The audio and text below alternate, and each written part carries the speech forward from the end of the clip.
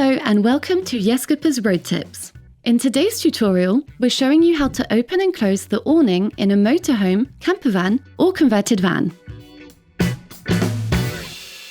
To get started, grab the rod used to operate the awning and place it in the designated slot, usually on the left or right side of the awning case. Depending on the model, there may be a hook or specific mechanism. Next, use the rod to roll out the awning until it reaches the desired length. We recommend not opening it to its maximum position to avoid it getting stuck. Carefully pull the legs out vertically without forcing them. Loosen the wig nut to adjust the height, tighten it, and repeat the process on the other side. Depending on the model, you may need to adjust the angle of the legs before fully opening or closing the awning.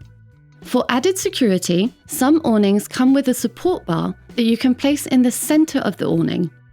You can also add pegs in the ground for extra stability. To close the awning, first retract the legs, making sure the legs are correctly aligned to avoid damaging the fabric. Then, fold them back into the awning mount.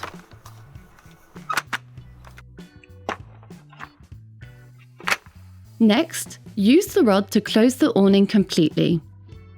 Finally, store the rod in the vehicle and lock everything securely. We recommend positioning the legs slightly inclined towards the vehicle and not outwards for better stability. When driving or maneuvering, remember to take into account the awning case that sticks out by a few centimeters. In case of wind, rain, or if you're leaving for several hours, always remember to close your awning.